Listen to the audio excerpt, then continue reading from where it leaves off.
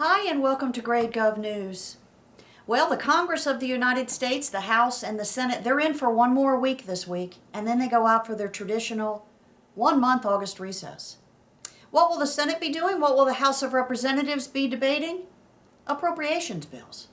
The Senate will be continuing to debate the Transportation HUD Appropriations Bill, and the House of Representatives will be debating the Department of Defense Appropriations Bill. Remember, these are 2 of the 12 appropriations bills that make up the full funding of our federal government. What used to happen back in the day, really not that long ago, is the Senate and the House used to debate these 12, sometimes there were 13, but 12 now appropriations bills, trying to get them through the Senate, trying to get them through the House of Representatives and on the President's desk, all before September 30th, which is the end of the fiscal year. Well, the Senate and the House this year, they've not done a great job. The House will be debating only their second appropriations bill when they debate the Department of Defense appropriations bill. And the Senate's only on their first one.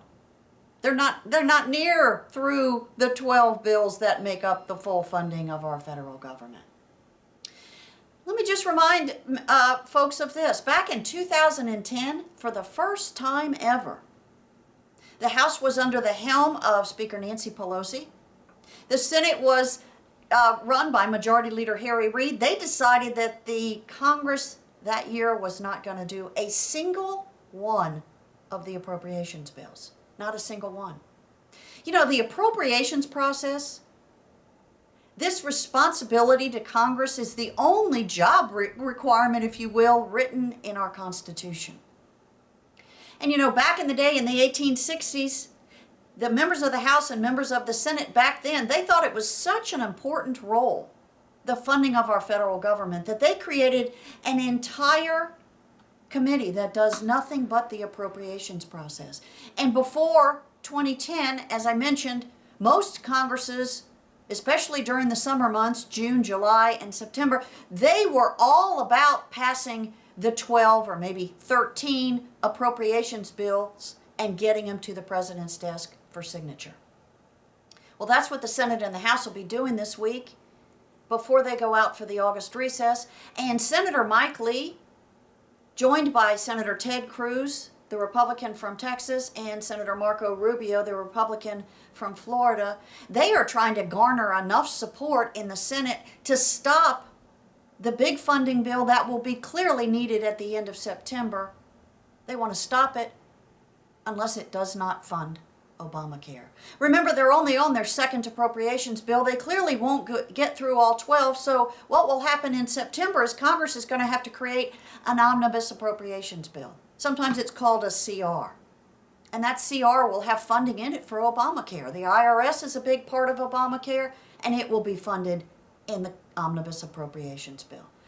The Department of HHS is a big player in ObamaCare, and it will be funded in the omnibus appropriations bill. And Senator Mike Lee and the others are saying we will not vote for this omnibus appropriations bill if it has funding for Obamacare. They're willing to shut down the federal government because if the omnibus bill is not passed by the end of September, by October 1, the federal government does not have money. The agencies can't turn on their lights, they can't operate. But some Republicans in the Senate and some Republicans in the House, they're getting nervous about all of this talk about shutdown.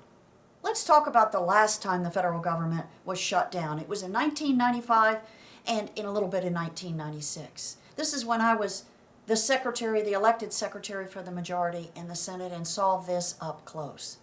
The federal government was shut down for a total of 28 days. Some in November, the rest in December. And a lot of the American people think that that was the result of the Republicans losing lots of seats in the House and the Senate. But let's go through this just a little bit. Back in 1994, that's when Speaker Gingrich was elected as the Speaker, he promised what he called the contract with America, that he was going to cut federal spending. And that's what he was doing when he was passing through the House of Representatives and through the Senate these appropriations bills that were cutting spending. Bill Clinton was the president. He had signed 6 of the 13. But after he got to the 7th, to the 8th, to the 9th, he decided that the Republicans in Congress were cutting way too much spending, and he started to veto them. That's what caused the shutdown. The President of the United States was vetoing the appropriations bills because he believed they were cutting too much spending. What happened in the elections, the next elections coming up? Remember, it was President Clinton seeking a second term, Majority Leader Bob Dole, and then you had Ross Perot.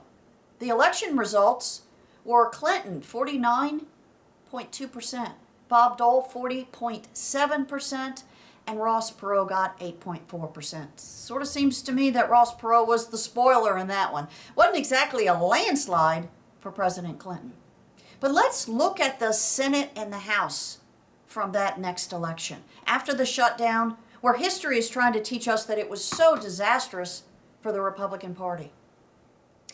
The Senate races in 1996 broke down this way. There were 15 Democrats up for re-election and 19 Republicans. Well, guess what happened? The Republicans picked up 2 seats. They picked up 2 seats. In the House of Representatives, they lost 6 seats. They started out right before the election with 234 seats, and they went down to 228. So let's reread history a little bit before we get panicked about a shutdown of the federal government. This tug of war, as I said, between the President of the United States and the House and the Senate, it will begin when the Senate and the House come back in September, and they will have 3 weeks to solve this tug of war. Let's also talk about another alternative than just defunding, flat out defunding Obamacare. How about putting jobs first? How about putting jobs first? How about suspending Obamacare?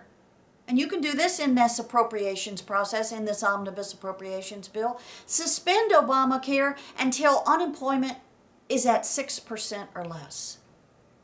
And once the Department of Labor certifies that unemployment has reached 6% or less, that would trigger a concurrent resolution that wouldn't be signed by the President, that would certify that the Department of Labor is correct, that the unemployment has reached 6% or less. If that happens, well, then Obamacare money starts flowing again. But until that happens, Obamacare is suspended so that the President and Congress can work on jobs first.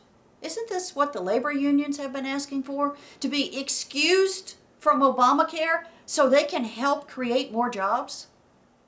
Let's think about this new proposal. And in the meantime, listen to GradeGov Radio twice weekly, Monday and Friday on Blog Talk Radio at 6:30 p.m. Eastern Standard Time. Or you can always catch it archived here on GradeGov.com.